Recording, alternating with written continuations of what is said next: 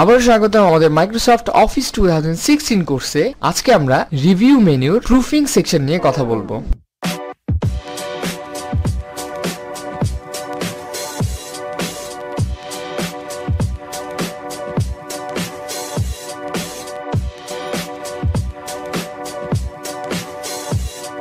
তো প্রুফিং সেকশনের বিষয়টি হচ্ছে খুব প্রয়োজনীয় একটি গুরুত্বপূর্ণ একটি বিষয়। যখন কোনো ইংলিশ ডকুমেন্ট লেখা হবে বা ডকুমেন্টে যখন কোনো ইংলিশ সব আর্টিকেল ব্যবহার হবে, তখন এই প্রুফিং সেকশনটি খুব বেশি কার্যকর। তো আমরা দেখে নেই এটার কাজ। প্রথমে আছে স্পেলিং অ্যান্ড গ্রামার। তো স্পেলিং অ্যান্ড গ্রামারের বিষয়টি আমরা এখানে দেখতে পাচ্ছি যে আর্টিকেলটি লিখে রেখেছি আমাদের ডকুমেন্টে। এই আর্টিকেলের আমি কিছু ভুল স্পেলিং লিখে রেখেছি।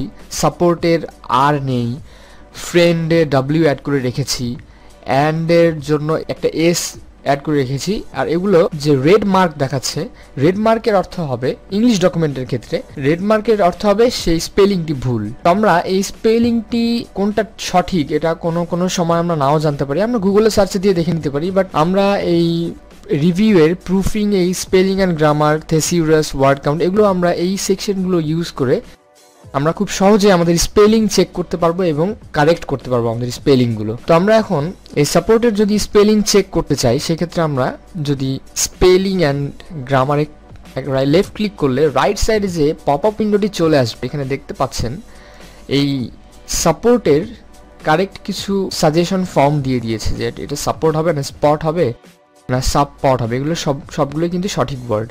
তো যেটা আপনার প্রয়োজন হবে বা যেটা আপনি যে ওয়ার্ডটি খুঁজছেন বা যে ওয়ার্ডটি মিন করতে চেয়েছেন, সেই ওয়ার্ডে গিয়ে আপনি যদি চেঞ্জে ক্লিক করেন, তাহলে যেই ভুল ওয়ার্ডটি ওটি সঠিক স্পেলিংয়ে কারেক্ট হয়ে যাবে। তো তারপর আমরা যদি পরের অপশনে আসি, এটা হচ্ছে অ্যান্ড ঠিকই আছে। এখানে আসলে এখানে যেটা দেখাচ্ছে সেটা হচ্ছে আপনার ক্যাপিটাল লেটার আমরা দিয়েছি, এটি ক্যাপিটাল লেটার দিয়েছি, এটা ধরেছে। তো আমরা এখানে চেঞ্জ করতে পারি, চেঞ্জ করলে ওটা ঠিক হয়ে যাবে। আবার এই যে ফ্রেন্ডে যে আছে এখানেও দেখতে পাচ্ছেন, এভাবে চেঞ্জ অলে ক্লিক করলে আপনার সব যে আছে এইগুলো চেঞ্জ হয়ে যাবে, আবার নেক্সটে চলে যাবে। আবার এখানে আমরা অ্যান্ডে ক্লিক করলে চেঞ্জে, এভাবে আপনি spelling and grammar check is complete দেখাচ্ছে। যখন সব কমপ্লিট হয়ে যাবে, এই পপ আপ উইন্ডোটি দেখাবে কনফার্মেশন হিসেবে। তো স্পেলিং অ্যান্ড গ্রামারের বিষয়টি এটি। এখন আমরা যদি কোনো ওয়ার্ড, যেমন এই রিয়ানসোলজি ওয়ার্ড কিন্তু কোনো ইংলিশ ওয়ার্ড না। তো এরকম যদি কোনো নাম যদি আমরা ব্যবহার করতে চাই, যেমন রাশেদ, তো এইটা রেড মার্ক করে দিয়েছে। এই রাশেদ ওয়ার্ডটি কোনো ডিকশনারিতে বা কোনো ইংলিশ ওয়ার্ড না। তো আমরা এরকম যদি নামের ক্ষেত্রে যেগুলো আমরা যদি চাই যে আমরা রেড মার্কেটে রাখবো না বা আমাদের ডিকশনারিতে যাতে এটা শো করে, সেই ক্ষেত্রে আমরা কি করব, এইটা যদি আমরা ডিকশনারিতে অ্যাড করতে চাই, সেক্ষেত্রে আমাদের দেখতে পাচ্ছেন এই এখানে রাইট ক্লিক করলে রাশেদ দেখাচ্ছে। তো এখানে আমরা কোনোটি ডিকশনারিতে অ্যাড নেই। তো আমরা এখান থেকে যদি আমরা রেড মার্কটি উঠে যেতে চাইলে ইগনোর অর ক্লিক করলেই আমাদের রেড মার্কটি উঠে যাবে, মানে আমরা এটা স্পেলিং ঠিক করার কোনো দরকার নেই।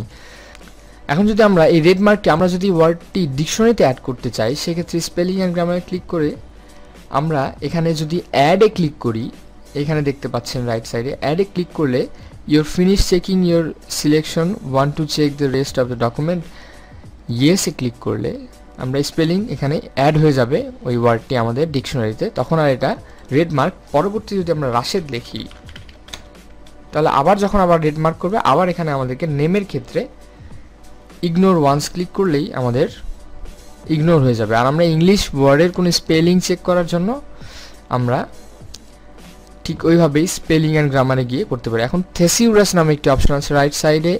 এটি হচ্ছে একটি ডিকশনারি বলতে একটি সিনোনিম ডিকশনারি। আপনি যদি এই সাপোর্ট ওয়ার্ডের কোনো সিনোনিম ওয়ার্ড খুঁজতে চান, তাহলে আমরা এখানে যদি পেস্ট করে দেই, সার্চে ক্লিক করি, তাহলে দেখতে পাচ্ছেন সাপোর্টের যে সিনোনিম কিছু ওয়ার্ড আছে, এখানে অনেক সিনোনিম ওয়ার্ড চলে এসেছে। আপনি এগুলো থেকে যে কোনো একটি ব্যবহার করে কাজ করতে পারেন। এটা খুব সুবিধাজনক একটি ব্যাপার। আপনার যখন একটি ওয়ার্ডের সিনোনিম প্রয়োজন হবে বা অন্য কোনো মিন করতে চান বা একটি ওয়ার্ডের অন্য একটি ইংলিশ মিনিং বের করতে চান, তো আপনি এখান থেকে করতে পারবেন। তারপরে যে অপশনটি আছে ওয়ার্ড কাউন্ট, আমরা ওয়ার্ড কাউন্টে লেফট ক্লিক করলে দেখতে পাচ্ছি এখানে আমাদের ডকুমেন্টের একটি সামারি দিয়ে দিয়েছে, কতগুলো ওয়ার্ড আছে, কতগুলো ক্যারেক্টার আছে, কতগুলো ক্যারেক্টার উইথ স্পেস আছে, প্যারাগ্রাফ কতগুলো আছে, লাইন্স কতগুলো আছে। তো এখানে আমরা একটি ফুল ইনফরমেশন পেয়ে যাব।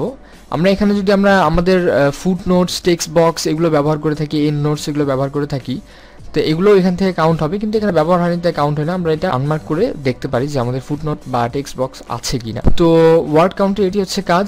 আমাদের গত ভিডিওগুলো চেক করুন, আর আমাদের সাথে আমাদের যদি কোনো সমস্যা বা কনফিউশন থাকে আমাদের কমেন্ট সেকশনে কমেন্ট করুন এবং ফেসবুকে আমাদের সাথে কানেক্ট থাকুন। অসংখ্য ধন্যবাদ আমাদের ভিডিওটি দেখার জন্য। সামনে টেকনোলজি বিষয়ে অসংখ্য ভিডিও আসবে। Till then, like, subscribe and share. তবে নতুন ভিডিও নোটিফিকেশন পেতে বেল আইকনটি অবশ্যই ক্লিক করুন।